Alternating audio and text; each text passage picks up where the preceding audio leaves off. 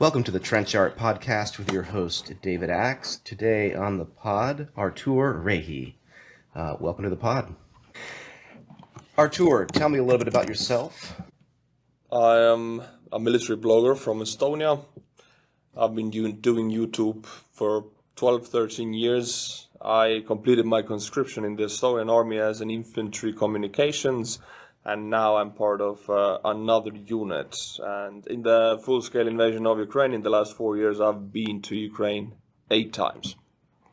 In what capacity have you been to Ukraine?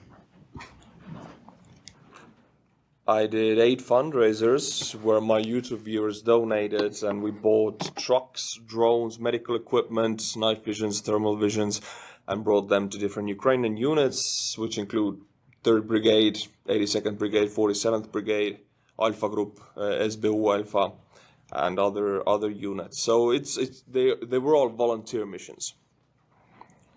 So in your assessment, give me the big picture in Ukraine. How's the war going for Ukraine? You gotta be a bit more precise on the question. Who's winning? I can go into details, but yeah. Who do you What think, exactly do you mean? Which part? Who do you think is winning? It's a very black and white question. There's no black and white answer to it. Ukraine is winning on a tactical level. Russia is winning on an operational level. Ukraine is conducting deep strikes into Russia daily, but Russia is advancing on the front lines. They are losing a lot of their momentum and manpower, although they're gaining land. So you could ask, what is winning? Is it gaining land, or is it retaining your fighting capabilities? So yeah, there's no real answer to that question right now. But let's look at it from the Russian perspective. What are the Russian objectives in Ukraine? To take over Ukraine and eliminate them as separate people and nationality.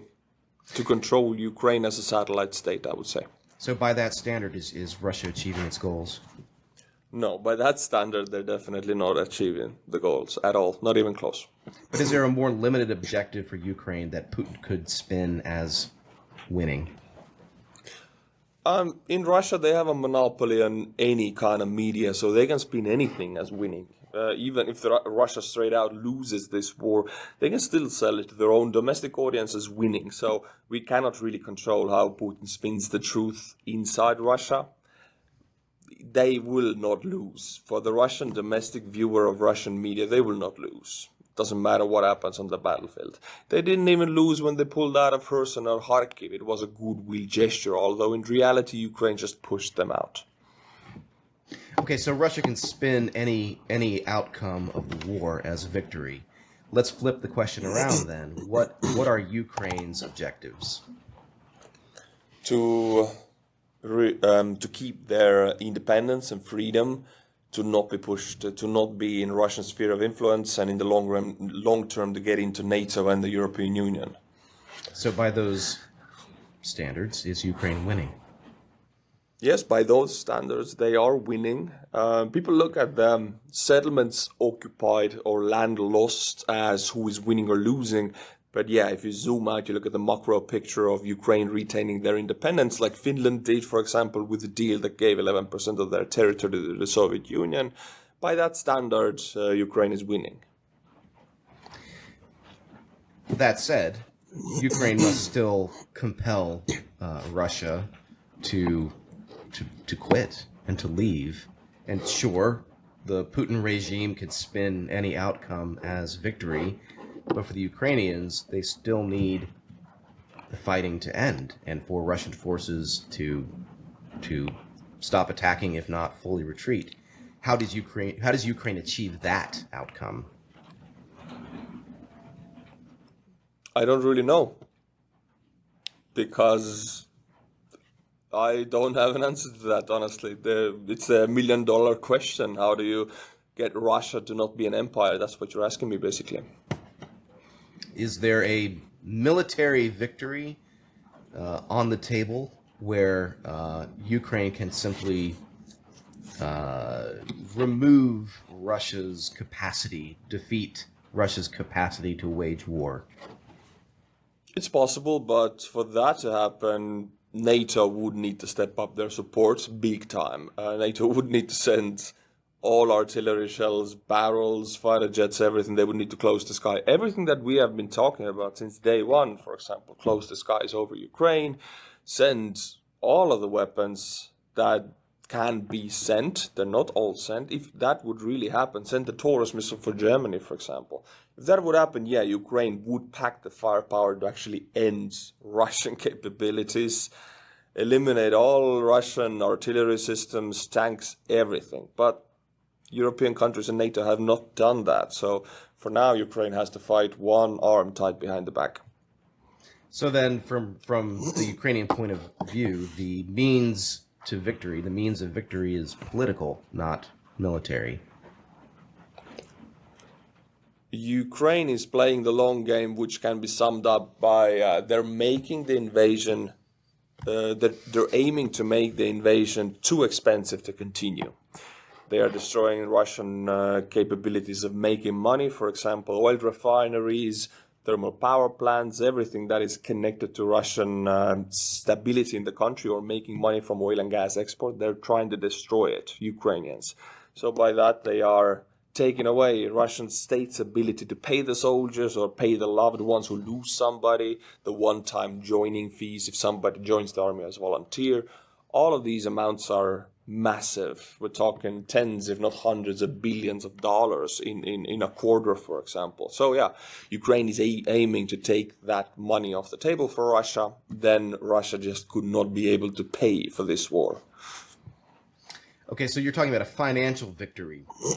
But what economic cost is too high for a regime that, as you said, controls the information and has a monopoly on power in Russia? So if the conditions for victory are inflicting pain on everyday Russians, how much pain is enough pain to break through the political and information monopoly that the Putin regime currently possesses?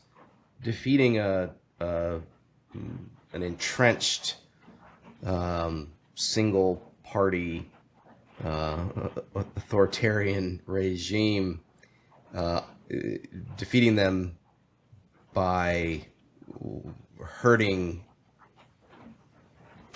the people the regime controls seems extraordinarily difficult. How much suffering is too much suffering for everyday Russians to endure? I have to point out that you are actually spreading one of the Russian narratives, Russian propaganda narratives. I need to make sure you know this, Sure. which is that Ukraine is hurting Russian people. They're not. Ukraine is firing upon the oil refineries because oil refineries and the money and the monetary gain from it is monopolized by the Kremlin, and that money goes to the military and goes to the regime, as you said. So it's not hurting the people. The people never got anything from the monetary gain from the refineries anyway. The army did, the FSB did, the Rosgvardia did, Единая Россия, the party did, but not the people. So Ukraine is taking away the means of funding the party, the army, Putin's agenda. You can almost leave the people out of it. Okay, so we starve the regime of the financial means of waging war. Do we see any evidence of progress on that front? Sure, we have. We see the Ukrainian deep strike campaign that, yes, has had a visible impact on Russian oil production and exports, but how much of that is cosmetic? Do you mean cosmetic as in it doesn't have serious consequences, or Correct. it doesn't really hurt the regime? Correct. Well, it does. There is a map live updated on oblasts where there is a diesel or gasoline shortage, and that map is quite red. Red meaning they have an issue with it, gray meaning they don't. That map is red. Every Russian oblast has that issue now. That shows you exactly how much it works. The thing is, the Russian civilians will lack the diesel first and the army will lack it last. The army will always get their diesel until they don't. So by the fact that civilians are lacking the diesel and gasoline and have these huge lines means that the campaign is working, but it will take time. Russia is a massive gas station. To destroy all of their refineries, they have tens and tens and tens of them. It will be difficult. It will take time, it will take patience, and it will take months more, if not over a year of daily hits inside Russia. Does Ukraine have that time, especially given some of the growing gaps in Ukrainian resources, specifically infantry?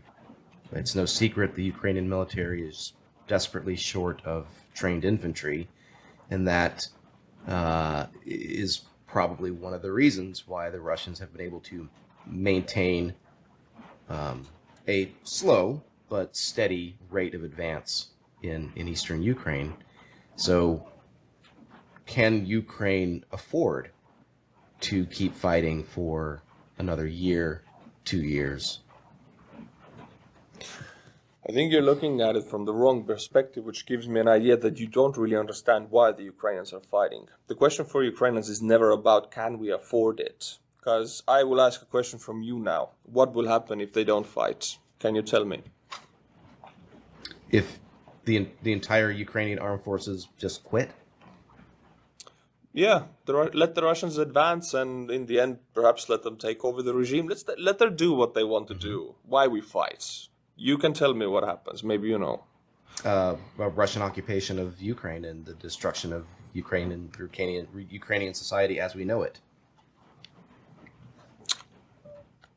And the lists that FSB has ready of people that needs to be shot or deported or buried like Bucha was, or in Izium, for example, where the mass graves happened only in 3 months.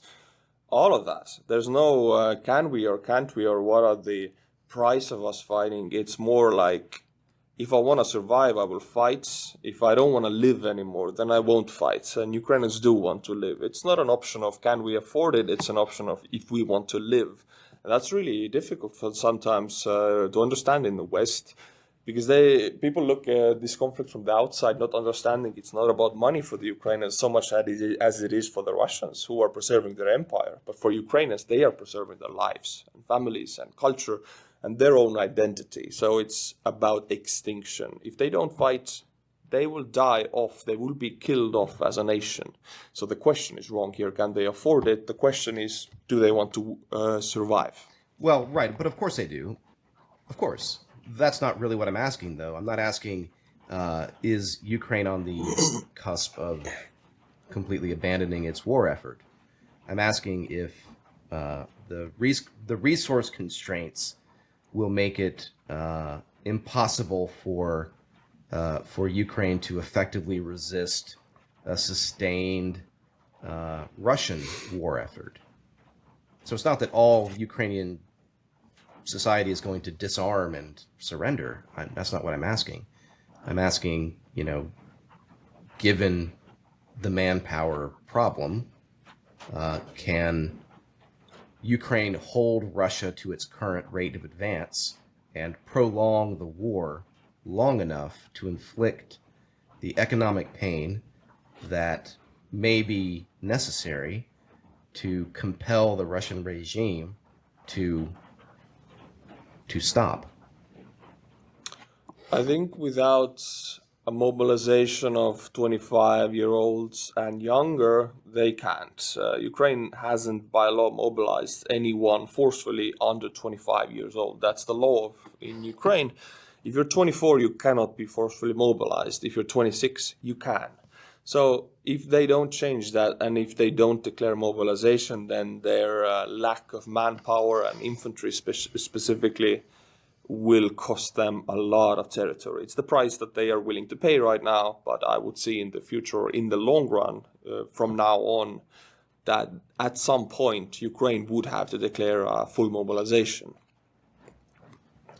Do you have a sense of how how bad the situation would have to become, how urgent, and where would Russia have to be in its in its march across eastern Ukraine to motivate the Ukrainian government to take that extraordinary step of mobilizing younger people. It's a really hard thing to say where this line will be, but honestly, I cannot really answer that. I would have guessed this moment is past. I don't. I understand the reasoning why they don't mobilize. There's many, many reasons for it, but there's also many, many reasons to mobilize. But they haven't done it. So most Western military analysts are already waiting for this to happen. It hasn't happened. It's a politically very, very dangerous step, and the ones to do that would lose almost all of their support, because mobilization in any country is very unpopular anywhere in the world. And Zelensky doesn't want to do it right now, although I think it's time. So manpower is a problem in Ukraine. What are Ukraine's other needs right now? I think long-range strike capabilities and manpower. It's because Ukrainian drone crews are very good. They're doing a great job. And if you look at the kill ratio, the effectiveness of kills per drone, it's much higher than the Russians. So they have achieved that. But yes, the front line is porous. It's drone crews, like drone crew bubbles. But between those bubbles, there's nothing. There's 3 to 4 men per square kilometer. That's the Ukrainian front line. It's quite empty compared to what Russians have. Now, Ukraine is also proving to us that their deep strike capabilities are very precise and hurting Russia a lot. So I would say continue on that, but fill out the front. And perhaps even if you do mobilize, you are able to do some localized counteroffensives by, repairing some positions, getting some better positions. So Russians would have to attack against better defendable areas. Right now, it's not so. For example, in Pokrovsk, in Mirnakhrad, when you are surrounded by 3 sides, even if you're defending most heroically, which Ukrainians are, they're still surrounded by 3 sides, meaning they're constantly under more fire than they can give to the enemy, taking more losses. So many military analysts in the West would suggest pulling out of situations like that, mobilizing, and making sure these situations don't happen in the future. Well, let's flip that question around. What are Russia's, not that we're arguing for Russia to meet its battlefield needs, but what gaps do you see in Russian capabilities on the tactical and operational levels? It's definitely not manpower. They have quantity so much that it becomes a new quality. The Russian quantity of manpower in itself is a quality on the battlefield. They have proven it. They have proven that they can work out strategies that, with quantity, advance towards the Ukrainians. And actually, Ukrainians are finding really difficult times to stop it. For example, they know where the Ukrainian front is the thinnest, or where are these weak points. They push and push and push, and if enough men get through, they threaten these Ukrainian drone crews from behind, from the sides, and the drone crews have to pull out. And when they do that on 2 sides of the city, suddenly you have a pincer movement, and a city is surrounded on 3 sides. We saw that in Bakhmut, Avdiivka. We've seen that in Pokrovsk, Mirnakhrad. It's not a coincidence. It's a tactic that they have worked out in this war that takes into account their quantity as a separate quality. And they do that really well. But it only works when the enemy does not have similar amounts of infantry to put against your infantry. It only works when the enemy has lack of manpower, which Ukraine does. So I have to say Russians are adaptive. They take into account Ukrainian weaknesses and they exploit that. So what would they really need right now? It's not infantry. I would say it's more armored personnel carriers, infantry fighting vehicles, tanks, and the change of strategy, how they use them, because the way they have been using them did not work really well. So yeah, I would say vehicles, armored vehicles. And the idea being that Russia needs to preserve its advantage, its manpower advantage, by what? Reducing the casualty rate on the battlefield? They cannot do that. If they would do that, they would throw away the only strategy that has worked for them at all. So they cannot do that. And the goal for Russia is also not preserving the casualty rate or lowering the casualty rate. The goal for Russia is to take land. The goal for Ukraine is to lower the casualty rate.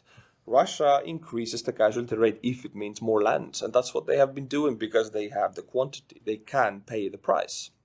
Now, what need to happen if they couldn't pay the price is that they wouldn't have any money. And that's what Ukraine is doing by lessening Russia's ability to export oil and gas, to make that money, to recruit over 30,000 soldiers per month.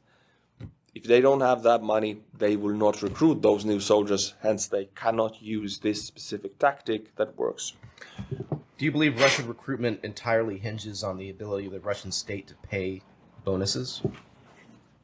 Yes, it does. It actually does. Russian population has been kept extremely poor for the last forever, actually. And ever since, Tsarist Russia, this has always been the case that when war happens, you can bring out the wallet and people who have nothing will always react to when you give them money. So Russia has used it always to keep the massive, impoverished population ready for any kind of war. You give them the idea of the empire and a little bit of bread and they will fight for you. If they would not be impoverished, they would not be ready to fight for money. So this is Putin's preparation for the war for the last 20 years. It has always been like that, and he has done that, unfortunately, really good, because the population reacts exactly how it is intended to react. They join up in tens of thousands for the money, and immediately if we see right now some oblasts lowering the one-time payments for the joining volunteers, the numbers drop drastically. So that proves that it's all about the money, but it doesn't show that it doesn't work. It does work until you have money. Inasmuch as Ukraine counts on its allies for finances, for certain arms, for demand for its products to sustain the Ukrainian economy, do you see the pro-Ukrainian alliance holding strong for as long as it takes for Ukraine to meet, its conditions for victory? I think there are different countries with different agendas there, but what I can say is that Finland, Estonia, Latvia, Lithuania, and Poland, our countries which have had direct history with the Russian imperialism, there's no illusions in our country. For us, nobody needs to sell any ideas or tell anything. We know who is fighting who and for what, and what's the cost of it all for our nations also. I can say that we will definitely continue to support until Ukrainian victory, until Russian loss. I cannot say the same for Germany or America because I don't know why these people support or what's their agendas behind it. Maybe sometimes I see they are having a hard time understanding why Ukrainians are fighting or why Russians are fighting. We don't have that dilemma here in Estonia. We know why the Russians fight, and we know why the Ukrainians fight, and we know what would happen to us if Ukraine loses. So for us, it's a really simple, it's not even a question, it's just a reality, support or die. Russian disinformation, I think, explains a lot of the fluctuations in support in countries that are more distant from the battlefield. And I don't know how to counter that, especially in countries like the United States, where current political leadership is not terribly incentivized to challenge that disinformation. Do you not see that disinformation at work in Eastern Europe and in the Baltic states and Poland? They are trying to do that here also, but our population is too much educated on Russia and their imperialist agendas that it's really hard to sell anything that is trying to praise that. for Americans, perhaps they're not so closely connected or familiar with the Russian handwriting in the history, how it happens, how the foreign aggression playbook is copied generation to generation. For us, we know it by heart. We have lived through it. So if they try to do that, and they do, our internal police, secret police, usually escorts these guys to the border and says bye-bye. It happens quite often. They try, but they have failed so far. They're not really good at it in Estonia. How can individuals, friends of a free Ukraine, what can they do to help Ukraine sustain its fight? I would say choose which media, which narratives you follow, because there is a lot of Russian-controlled narratives out there, and it's really difficult sometimes to distinguish them. I would say, yeah, be very mindful of the hygiene of the media you're following, and the hidden narratives also, perhaps. Find the military blogger you like. It might be Jake Pro, it might be me, it might be somebody else. Find one you like and you can trust, and get your information. Because if you're not informed, then unfortunately Russia preys on the uninformed. They have developed a weapon system, informational weapon system like that wins if people don't know what's going on. So to be informed is already a massive step against the Russian disinformational campaigns. What about in a material sense? What can individuals do? What are the Ukrainian needs that an individual can help meet? Trucks. Oh, trucks are always needed. Yeah, you can donate if you want to. There has been so much Western aid already. If you want to, you can donate. But I also sometimes see that some people who can't or are not able to because there's not much money, they feel guilty. It's not about that. It's if you're a person in the West and you are with your mind with Ukraine, you're following the right narratives, you are informed, and you elect politicians who take decisions that support the freedom and independence of Ukrainian nation, and through that, the entire democratic bloc in the world, you're doing a lot. So it's not all about the donations or anything like that. It's about fulfilling your duty as a democratic citizen of any nation, going to vote for the right person who does the right thing. Great, Artur. This has been a fascinating conversation, brief to the point, and I appreciate you challenging my assumptions that may balance on too delicately on Russian talking points. So thank you so much. Where can people follow your work? Just on YouTube. Great. Thanks again. Thank you.